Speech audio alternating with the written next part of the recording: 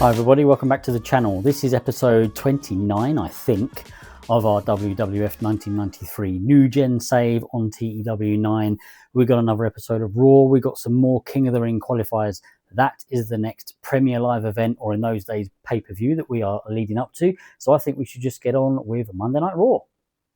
So in the first pre-show match, Lex Luger takes on Terry Garvin, and he gets the win here in 10 minutes 27 by pinfall with a pile driver. 51 wrestling, 43 crowd, 62 overall. Let's move on. Big Boss Man takes on Lou Perez. In a decent pre-show match, Big Boss Man got the win in 9 minutes 41 by submission. 51 wrestling, 36 crowd, 62 overall. Boss Man getting a 70. I'm pleased with that. In the final pre-show match, Jim Duggan teams with the Mega Maniacs. We had to get Hogan on the card somehow, and they take on Doink the Clown, Rick Martel, and Skinner. We had good heat and decent wrestling. Jim Duggan and the Mega Maniacs got the win here in 11 minutes 37. Hogan pinned Skinner with a big boot. In-ring work, Hogan was head and shoulders above everyone else. Skinner was the weak link. That's a bit unfortunate, actually, because I've kind of been thinking about maybe teaming Skinner with Doink the Clown. I mean, just because he was the weak link here doesn't mean I'm not going to do it. But I've got to wonder, how will it benefit either of those workers or the shows? Maybe, I don't know. I'm still considering it. 64 wrestling rating, 61 crowd, 77 overall. Let's head into the main portion then of the televised portion of Monday Night Raw. Jerry Lawler and Jim Ross are at the commentary desk, and they announce that tonight we will see some more King of the Ring qualifying action, as well as Shawn Michaels defending the Intercontinental belt against Virgil, and Bret Hart may have the chance to get his hands on Yokozuna in tag team action. I say may get the chance because they might not be in the ring together. This gets an overall rating of 71. Not too bad, but the Bret Hart Yokozuna storyline did lose heat. So opening us up then, Shawn Michaels defending the IC belt against Virgil. Of course, Shawn Michaels gets the win. Good heat and decent wrestling. He wins it in 7 minutes 26 by pinfall with a diving elbow drop. Shawn Michaels makes defense number 3 of the Intercontinental title. And this gets a 63 wrestling, 59 crowd, 70 overall. I don't know why it hasn't said it here. It does annoy me because sometimes I forget, but Mr. Perfect was at ringside. And just to prove it, road agent notes, Mr. Perfect should be at ringside. I don't know why it doesn't say it here. I'm sure it used to, or certainly in TEW 2020, I'm sure it did. So, yeah, just making sure that Shawn Michaels isn't going to try any shenanigans and cheat against Virgil, or he just generally wants to get on Shawn Michaels' nerves. But the storyline lost heat, unfortunately. Let's move on. The Undertaker and Paul Bearer are in the Undertaker's workshop, and maybe he's putting together a coffin. We've sort of done this thing before. Paul Bearer says, "Dominance is not forged with steel alone. It's forged with fear. And my Undertaker is the keeper of balance between the living and the damned." And then the Undertaker says, "Evil spirits are always watching, waiting for weakness. I do not allow weakness. I bury it." And then he raises his eyes slowly and says, "As long as I stand, darkness will be controlled and dominance will be eternal." Paul Bearer does his, "Oh yes," I'm not doing the impression. And then the Undertaker finishes off by saying, "And those that believe they are the light, but in their eyes is only darkness, those that oppose me and the ones I see are good, will rest in peace." So this is just a little promo we wanted to do. We wanted to give the Undertaker some time on the mic, and we're mentioning that word dominance. It's just really to keep it in everyone's mind, you know, the audience at home. That word dominance again being used with the Undertaker. At the moment, he and Bam Bam Bigelow always seem to be in the conversation when the commentators are talking about the dominant workers in the company. This gets an overall rating of 74, so I am happy with that. And the Bigelow Undertaker storyline has advanced, but it didn't lose or gain, but I'm okay with that. Jerry Lawler is talking with Jim Ross at the announce desk, and Jim Ross says, "Fans, the King of the Ring is underway, and one of the competitors is former WWF champion in our next matchup here, Bob Backlund." Jerry Lawler says, "Former is the key word here, JR. Bob Backlund's had his time, his decade, his lifetime. This is the King of the Ring, not a history lesson. Backlund trying to wear a crown in 1993? Please." The only thing he's going to win is a reminder that this isn't his era anymore. Kings are born, JR. They don't come back from the past. So far we've had Jerry Lawler kind of say Bret Hart isn't fit to be king. The Undertaker isn't fit to be king. Those two both advanced into the King of the Ring finals. And now he's saying that Bob Backlund isn't fit to be king. How does Bob Backlund get on? Well, we'll find out in a minute. 62 rating overall for this one. And the match gets a 64. Not too shabby, I guess. In a decent match, Bob Backlund defeated the Repo Man in 10 minutes 22 by countout. The match was part of the King of the Ring 1993 tournament. 54 wrestling, 50 crowd, 64 overall. Nothing special, but Bob Backlund has gone into the King of the Ring finals. Then we've got our news segment as Lord Alfred Hayes introduces promos from Razor Ramon, The Natural Disasters, Lex Luger, and Doink the Clown. And we're concentrating on the Natural Disasters promo here. And Earthquake starts off. High Energy thought they could fly around, make a name at our expense. Big mistake. They were just the warm-up, but they tried to make something bigger out of all this. Typhoon then says, last time they felt the ground shake. Next time there won't be anything left to get back up. Earthquake then says, this isn't about revenge, it's about destruction. And then Typhoon finishes off. And High Energy, you're standing right in the path of the disaster. We just wanted to advance their storyline. It's not a massive storyline.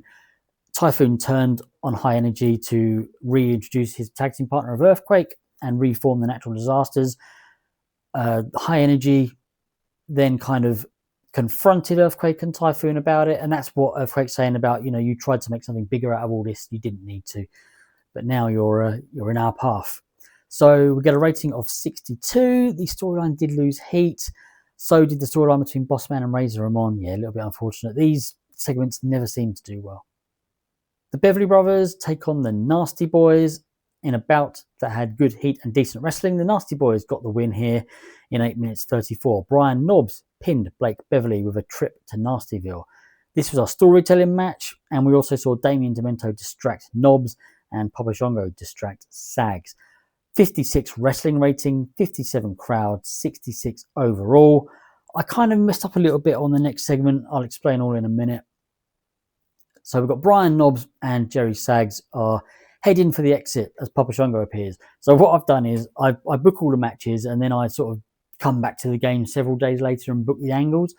Completely forgot that we had Shango and Damien Demento distracting these guys in their match. So yeah, having Papa Shango suddenly appear doesn't make a lot of sense, but just imagine he's still there.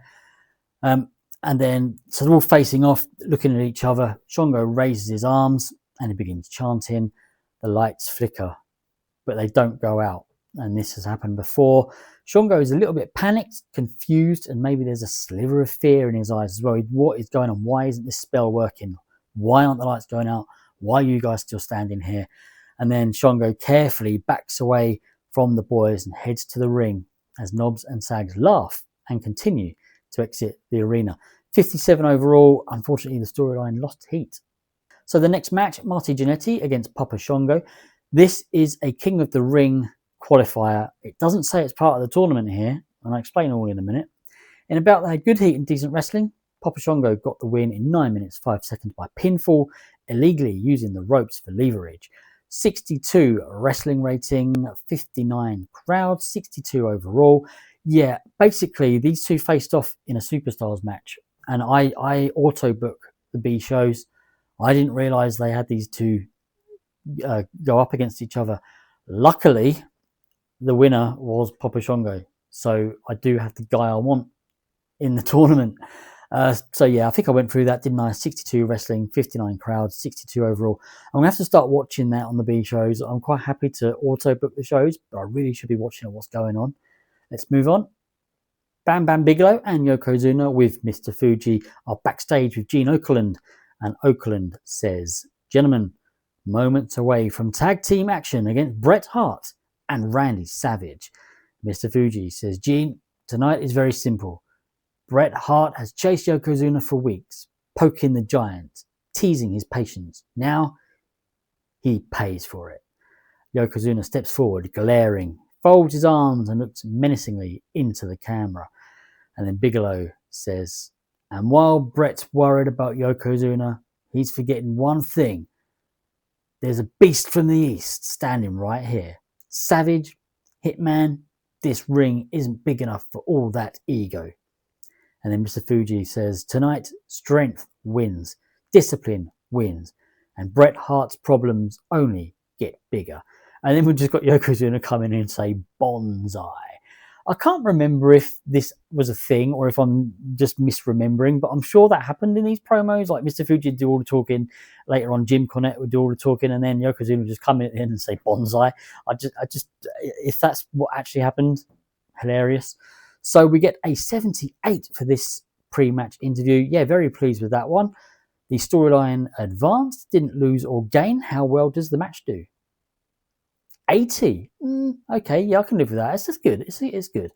In an exceptional match, Bam Bam Bigelow and Yokozuna defeated Bret Hart and Randy Savage in 14 minutes 48.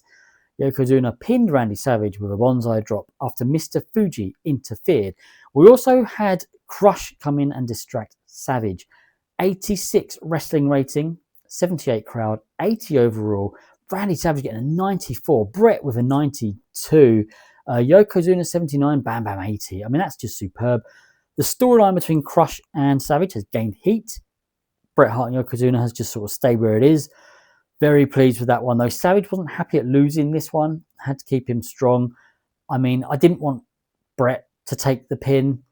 And yeah, Savage, there was a distraction, though, or interference by Mr. Fuji. So hopefully that kept Savage strong a little bit more. The next segment, the final segment, Bret Hart chases off Atomic as Savage lay beaten in the ring. Yokozuna and Bigelow celebrate. 75 overall, both storylines advanced. Just on the edge there, anything 80 plus, I'm happy with. Yeah, I'm pleased with that one. Financial report made just under 150,000. Popularity gone up in a few little regions. In the emails then, we've got drug test fees and our figures for Monday Night Raw.